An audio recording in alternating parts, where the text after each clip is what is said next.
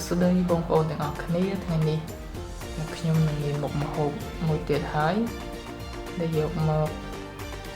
បង្ហាញបងប្អូនទាំងអស់គ្នាយើងថ្ងៃនេះយើងស្លមកជួយយួនជាមួយនឹងមុខម្ហូបនេះផងដែរខ្ញុំមាន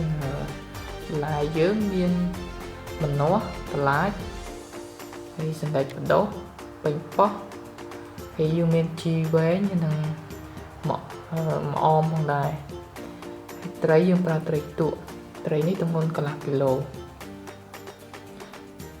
ដំបូងយើងដងខ្ទឹមសយើងសិនមក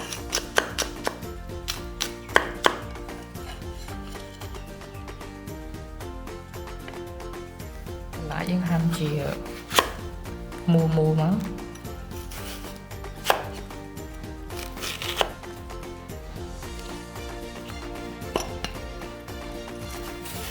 យើងហាន់វាជាដុំមូលតូចតូច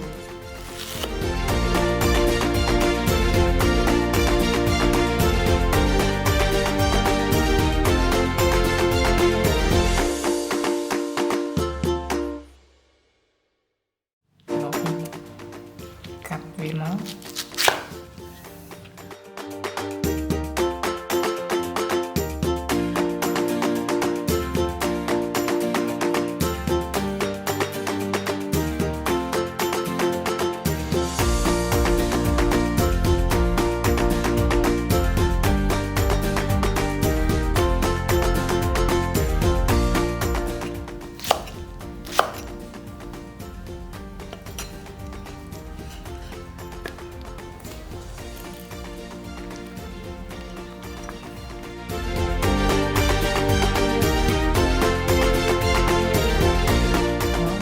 ហាន់ប៉េងប៉ោះខ្ញុំប្រើតែ2ផ្លែទេដោយសារយើងមានម្នាស់ហើយឲ្យវាជូរខ្លាំងពេកចឹងប៉េងប៉ោះយើងពុះវាមក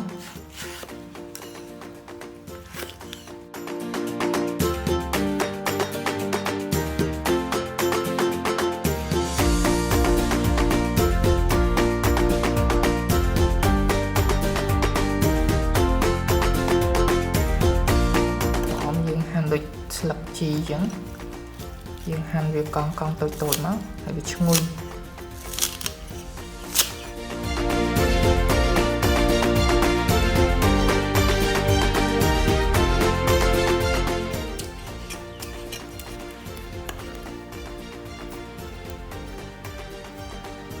តែយើងកាត់វាជាកង់មក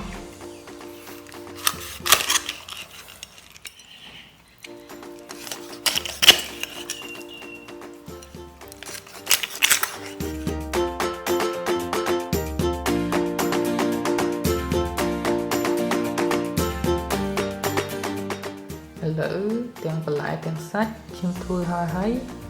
នេះត្រីរបស់យើងកាត់អញ្ចេះហើយខ្ទឹមសយើងហ្នឹងហើយនេះជីវាមានជីវែងហើយនឹងម្អមហើយនោះបន្លែយើងមាននេះយើងមានម្នាស់ហើយនឹងតឡាចមានដែកបដោដែរយើងមានប៉េងប៉ោះទៀតចឹងឥឡូវយើងចាប់ផ្ដើមស្លទាំងអស់គ្នាដំបូងយើងបើខ្ទឹមសម្រាប់ខ្ទឹមសយើង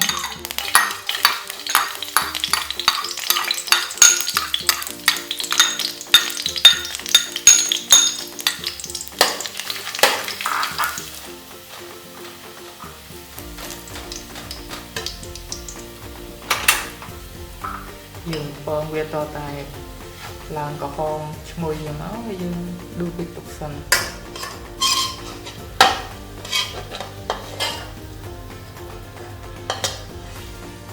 ទុកមកខ្ញុំដាក់ដាំទឹកអំបិលចូលតិចមក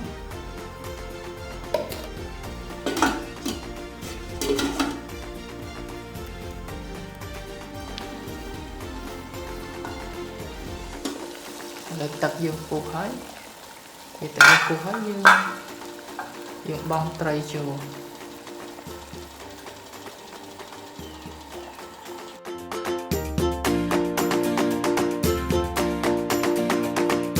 ឥ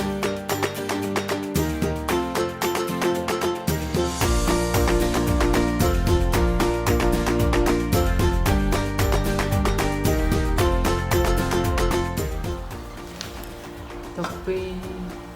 ទឹកយើងពុះហើយទឹកត្រីយើងពុះដែរទៅមកខ្ញុំដាក់បន្លែចូលបន្លែខ្ញុំដាក់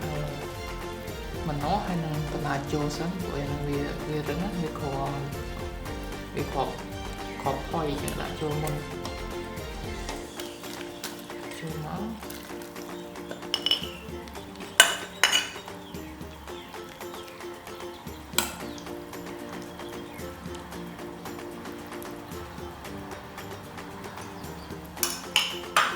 តោះមកយើងក្របវាទៅឲ្យវាពុះ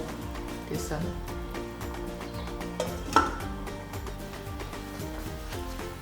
ពេលពុះហើយយើងដាក់ពេញអស់ចូល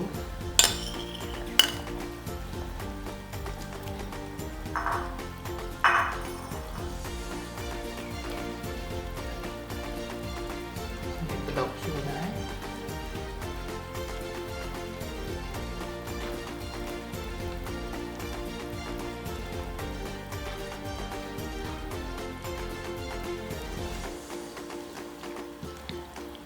ពុះហើយចាំសំគ្រឿងបងខ្ញុំដាក់សាច់ស៊ុបយើងតិចមកនេះសាច់ស៊ុបដាក់កន្លះស្លាបព្រាមកខ្ញុំដាក់ស្ករសកន្លះស្លាបព្រាដែរ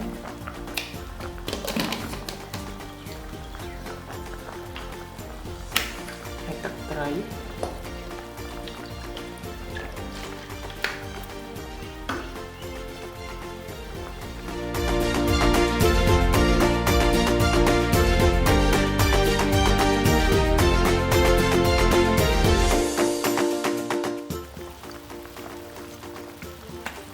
ខ្ញុំដាក់ទឹកត្រីថែមពេលភ្លក់វាទៅអត់ទាន់ប្រៃ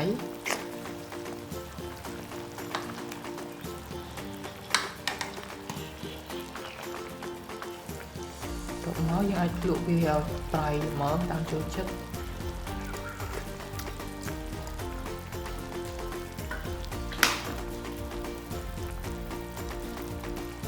ខ្ញុំថែមអំបិលបន្តិចពេលកុំឲ្យវាភ្លាវនេះជ្រុំក្នុងចាន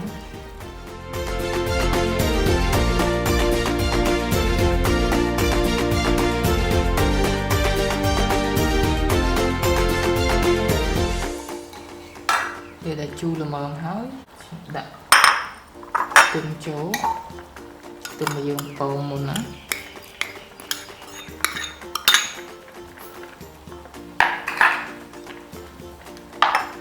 ហើយនឹងជីចូលជាការស្រេច